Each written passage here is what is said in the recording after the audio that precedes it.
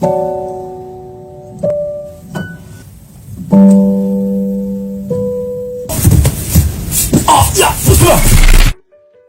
dibuka dengan memperlihatkan seorang gadis bernama Akira Tachiban yang sedang tidur-tiduran di kelas yang sudah kosong. Di depannya ada seorang lelaki jamet bernama Yoshizawa yang tampak menunggunya. Saat Yoshizawa sedang asyik berbicara, tiba-tiba Akira telah menghilang. Ternyata Akira sudah berlari pulang. Sayangnya di tengah jalan ia terjatuh dan ia pun terbangun di kelasnya. Rupanya semua itu hanyalah bayangan Akira. Scene lalu berpindah pada Akira yang sedang mengikat rambutnya. Dan itu sangat damage di mata pria. Rupanya Akira tengah bersiap untuk memulai pekerjaannya di sebuah restoran. Karena kecantikan Akira, semua mata lelaki pun tertuju padanya. Namun Akira nggak mempedulikan mereka dan tetap memasang wajah datarnya. Saat Akira kembali ke dapur, ia melihat seorang om-om yang tampak ramah pada pelanggan. Rupanya orang itu adalah manajer Akira yang bernama Masami Kondo. Tapi kita panggil saja dengan sebutan Pak Manajer. Pria itu sering menjadi buah bibir di kalangan para karyawan karena sifatnya yang sangat suka meminta maaf dan kurang tegas. Salah satu karyawan juga mengatakan kalau Pak Manajer adalah duda anak satu berumur 45 tahun. Sejak saat itu, Akira pun sering memperhatikan Pak Manajer. Padahal di tempat kerjanya itu, ada koki ganteng yang juga menaruh hati padanya. Koki bernama Kase itu juga sering membuatkan sandwich untuk Akira. Saat Akira makan di ruang kerja, tiba-tiba Pak Manajer datang. Akira pun menatap punggung pria itu dengan tatapannya yang mematikan. Duh, jomblo pada kuat nggak ya kalau ditatap kayak gini? Lalu Akira menyerahkan jadwal kerjanya pada Pak Manajer. Akira juga menanyakan ID lain milik pria itu. Tapi karena pria itu nggak punya, Akira pun pergi. Sepulang kerja, Akira melepaskan kaos kakinya dan terlihatlah bekas luka yang cukup panjang di kakinya. Esoknya Akira terlihat lebih ceria dari biasanya. Bahkan sambil tersenyum, ia sampai menggambar seorang pria di bukunya. Saat bel berbunyi, dua orang siswi datang menghampirinya. Mereka terlihat kagum pada Akira yang pernah mencetak rekor berlari sprint hingga finish hanya dalam waktu 11 detik. Ketika sedang bekerja, rekan Akira bertanya padanya soal lelaki yang ia suka. Akira pun menyebut nama Pak Manajer. Jawaban itu jelas membuat rekannya tertawa.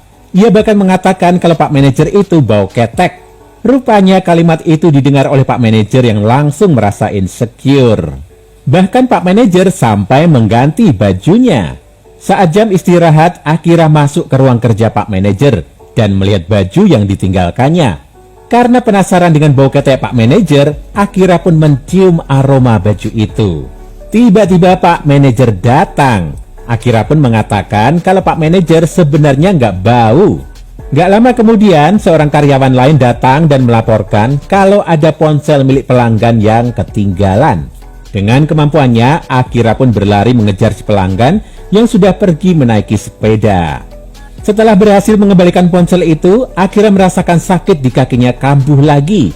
Pak Manajer pun segera membawa Akira masuk ke mobilnya. Tapi ia malah lupa letak rumah sakitnya. Akira pun menjelaskan kalau rumah sakitnya hanya terletak di dekat restoran. Setelah mendapatkan perban di kakinya, Akira pun diizinkan pulang.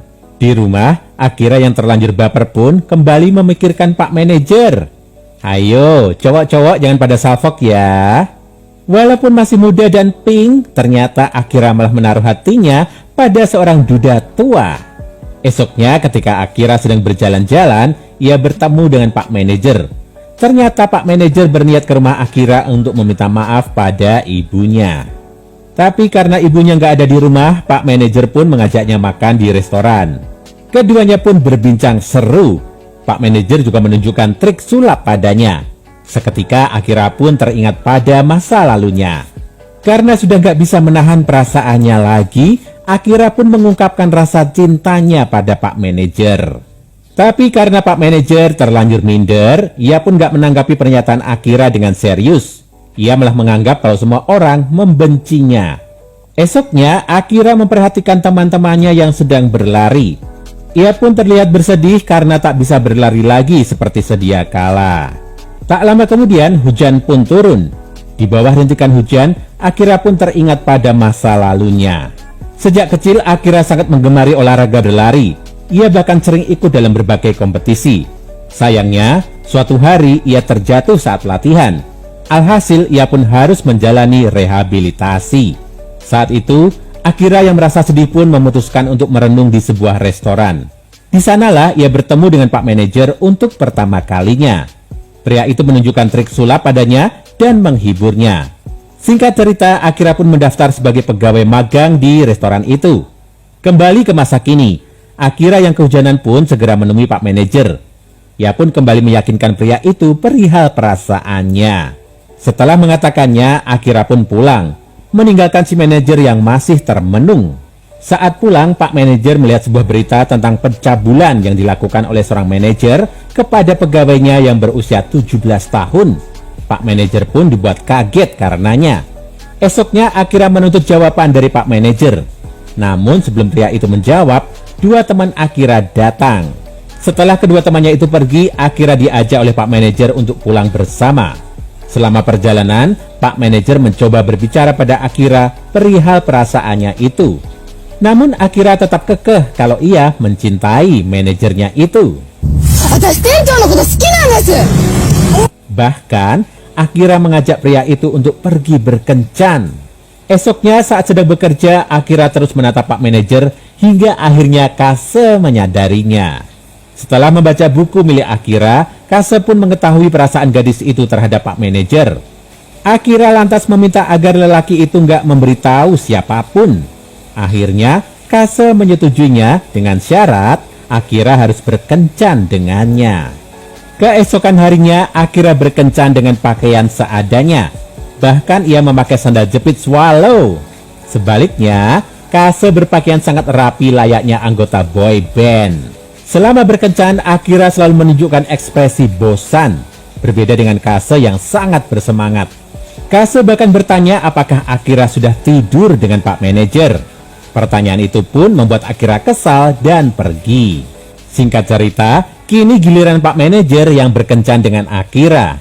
Berbeda dari sebelumnya, kini Akira mengenakan pakaian yang sangat feminim. Selama kencan, ia juga selalu memasang wajah bahagia. Dan jomblo pun dibuat iri melihatnya.